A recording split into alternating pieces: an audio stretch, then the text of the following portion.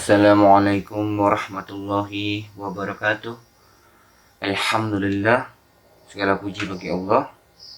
Syukur pada Allah Subhanahu wa taala yang masih sampai detik ini melimpahkan rahmat dan karunia-Nya yang sangat banyak pada kita ya. Dan alhamdulillah saya masih diberikan kesempatan untuk kembali berbagi di sini, ingin meluruskan niat saya untuk ikut berpartisipasi ya dalam mencerdaskan saudara-saudara muslim kita dimanapun mereka berada. Dan saya mengikuti hadis Nabi, sunnah Nabi, yang mana Nabi pernah bersabda, sampaikanlah dariku walaupun satu ayat. Baik, untuk kali ini sengaja saya membuat judul kenapa Allah menciptakan manusia dan mengujinya.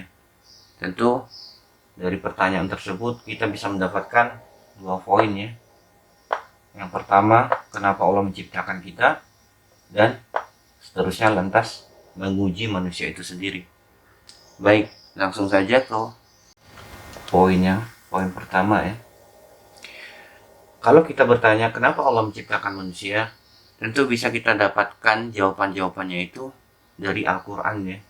Kita pakai dalil Al-Quran dan kita bisa menemukan itu di surat Al-Hujurat,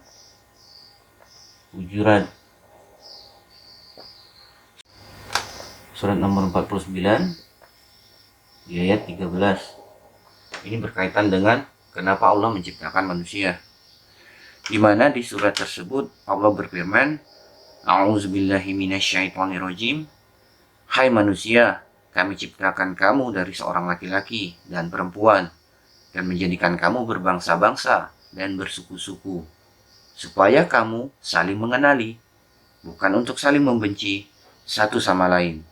Orang yang paling mulia di antara kamu di sisi Allah ialah orang yang paling bertakwa.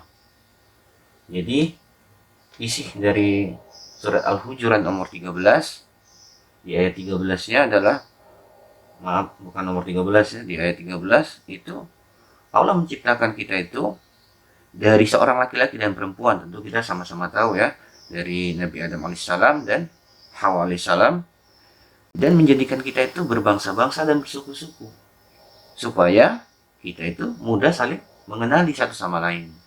Jadi memang udah dari dulu Allah sengaja menciptakan kita itu bersuku-suku dan berbangsa-bangsa, supaya kita itu untuk mudah saling mengenali.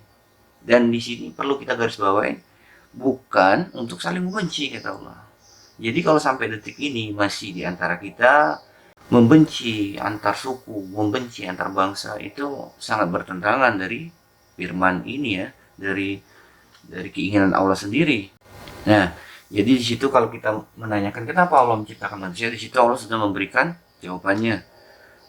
Allah itu menciptakan kita dari seorang laki-laki dan perempuan dan menciptakan kita berbangsa-bangsa, bersuku-suku, supaya kita mudah mengenali. Nah, jadi di sini kesimpulannya untuk saling mudah mengenali ya. Nah, dan di situ Allah menambahkan keterangan ya sedikit.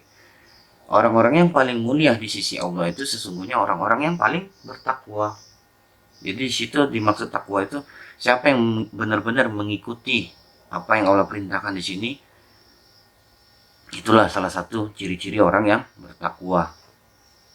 Terus kita juga bisa menemukan di surat Al-Isra, surat nomor 17 di ayat 70, di mana di situ Allah berfirman, A'udzubillahi minasyaitonirrajim, dan sungguh kami telah memuliakan anak cucu Adam dan kami angkut mereka dari darat dan di laut, dan kami beri mereka rezeki dari yang baik-baik, dan kami lebihkan mereka di atas banyak makhluk yang kami ciptakan dengan kelebihan yang sempurna. Jadi di sini poin yang kita bisa dapatkan adalah Allah itu memuliakan anak cucu Adam. Berarti di situ adalah manusia ya. Dan di situ Allah sengaja lebihkan kita itu dari makhluk-makhluk Allah yang lainnya ya, seperti binatang, seperti malaikat, seperti laut, gunung, dan semuanya. Apa yang ada di bumi ini Apa yang ada di langit itu makhluk Allah, dan Allah sengaja lebihkan kita di antara makhluk-makhluk yang lain itu. Dan patut kita syukuri ya, sengaja Allah menciptakan kita itu dan melebihkan kita di antara makhluk-makhluknya itu. Dan kami ciptakan dengan kelebihan yang sempurna, ya Allah. Jadi di sini Allah ciptakan kita itu dengan kelebihan. Kelebihan di antara makhluk Allah.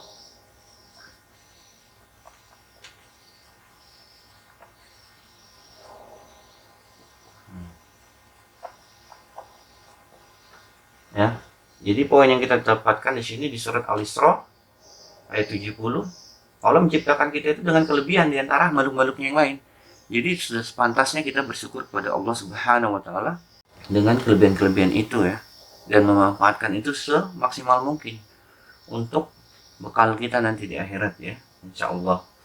Dan dalil yang terkait kenapa Allah menciptakan manusia itu masih ada lagi ya, dan mungkin ini udah cukup sangat familiar ya. Saya hapus.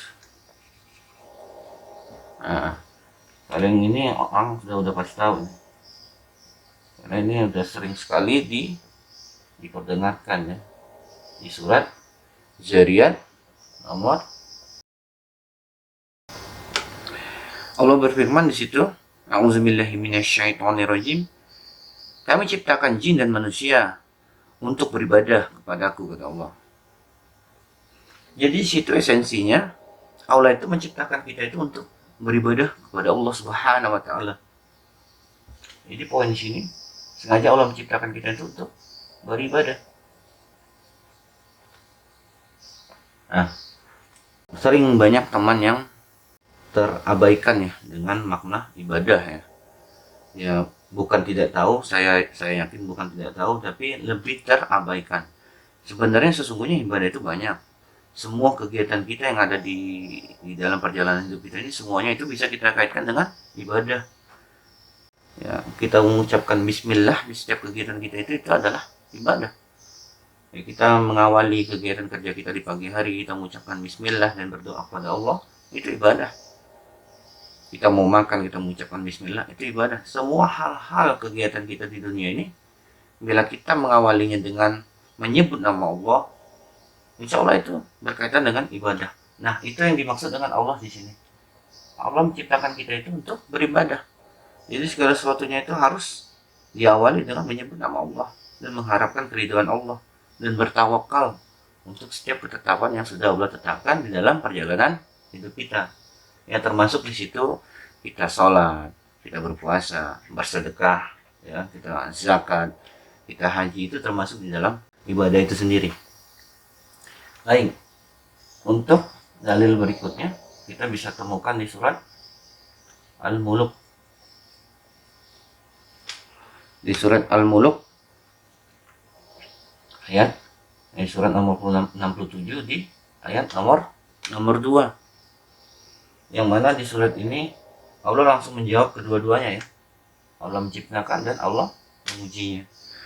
Di mana di situ Allah berfirman, A'udzubillahi minasyaitonirrajim. Allah yang ciptakan hidup dan mati untuk menguji siapa di antara kamu yang paling baik amalnya. Nah, di situ kita bisa langsung pahami ya, karena bahasanya sangat sederhana sekali. Allah ciptakan hidup dan mati. Jadi Allah menciptakan kita hidup lalu mematikan kembali hanya untuk menguji siapa di antara kita ini yang paling baik amalnya. Jadi di sini Allah menguji kita itu untuk mengetahui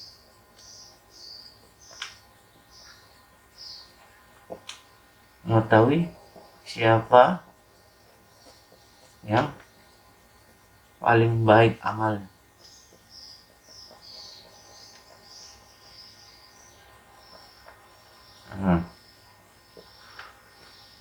Jadi poin yang bisa kita ambil dari surat Al-Muluk di ayat nomor 2 adalah Allah menciptakan kita itu hidup lalu mematikannya kembali untuk menguji siapa yang paling baik amalnya. Itu berkaitan dengan takwa tadi ya. Berkaitan dengan takwa. Sungguhnya kata Allah di situ di surat Al-Hujurat tadi yang pertama ya, orang-orang yang mulia di sisi Allah itu adalah orang-orang yang paling bertakwa. Nah, disinilah maksud Allah menguji kita itu, siapa yang paling baik amalnya itu untuk menentukan kita itu nanti berakhir di mana ya. Karena perjalanan akhir kita adalah surga. Surga dan neraka. Bagi kita yang kurang baik amalnya atau buruk amalnya, itu mungkin berpotensi untuk masuk ke dalam neraka. Dan bagi yang banyak amal-amalnya itu berpotensi ya insya Allah dengan izin Allah akan masuk ke dalam surga. Yaitu maksud yang dimaksudkan Allah di surat Al-Mulk ayat nomor 2. Jadi ini saya garis dulu untuk poin kenapa Allah menciptakan. Tapi di sini juga kita bisa mendapatkan poin kenapa Allah menguji kita. Kita langsung mendapatkan 2 poin ya. Allah menciptakan dan Allah menguji kita, itu bisa kita dapatkan di surat Al-Mulk ayat nomor 2. Terusnya lantas surat yang terkait kenapa Allah menguji kita, itu kita bisa dapatkan di surat Al-Baqarah. Di surat Al-Baqarah surat nomor 2 ayat 155. Allah menciptakan manusia lalu mengujinya.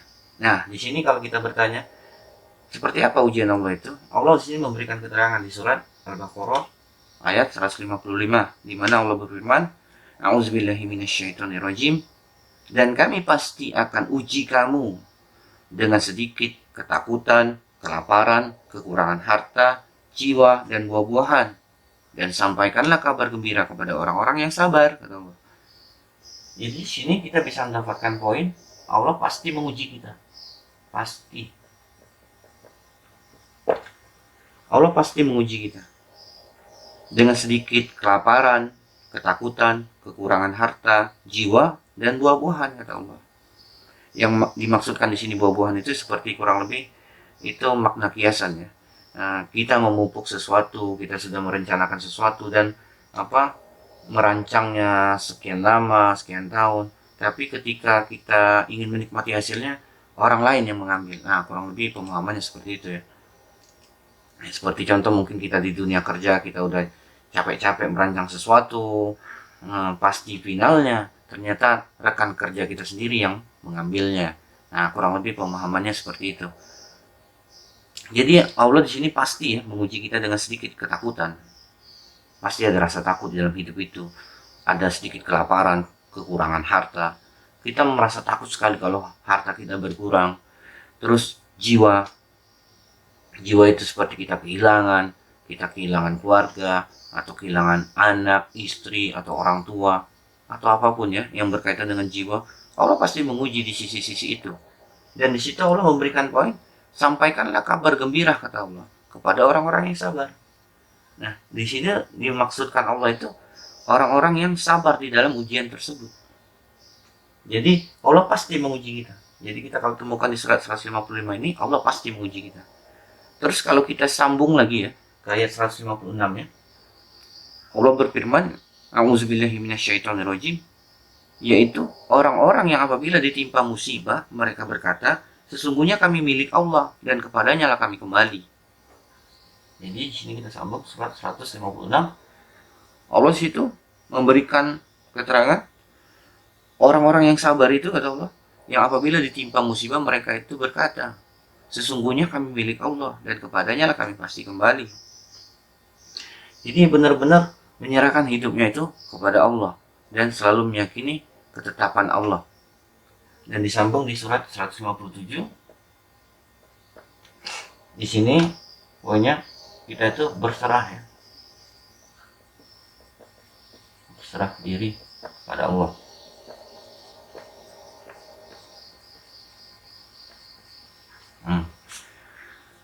Terus kalau kita sambung lagi ke ayat 157-nya, di mana Allah berfirman, mereka itulah yang memperoleh ampunan dan rahmat, dan mereka itulah orang-orang yang mendapatkan petunjuk. Nah, untuk poin ini sangat luar biasa ya. Kita mendapatkan ampunan, rahmat, dan petunjuk.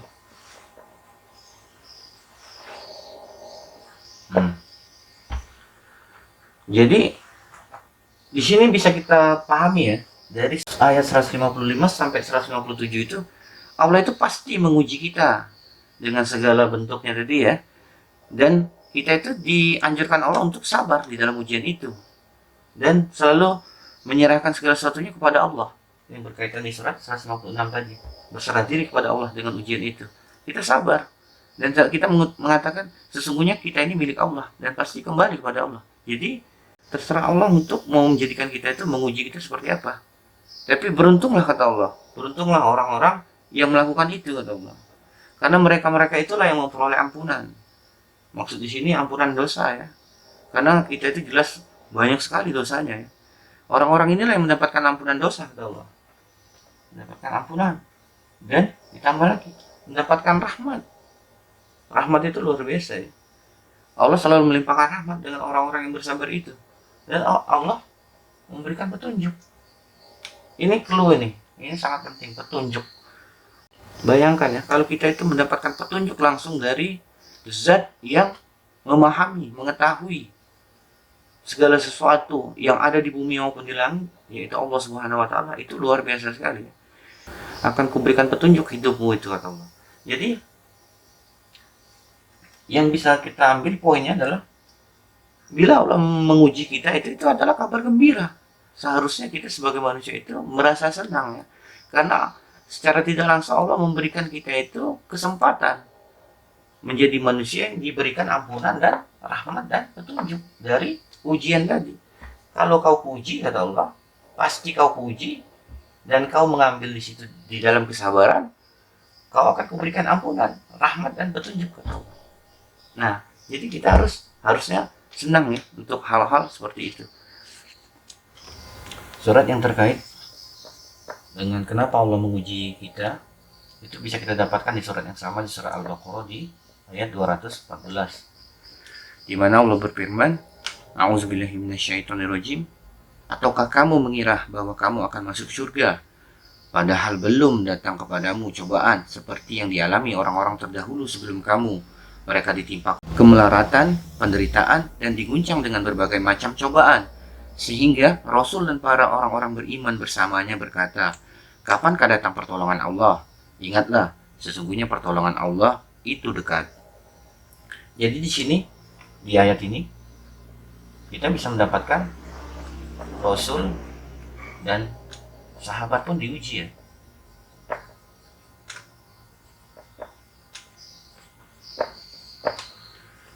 Di situ kita bisa dapatkan Rasul dan para sahabat pun diuji dengan kemelaratan, penderitaan, dan diguncang dengan bermacam-macam cobaan.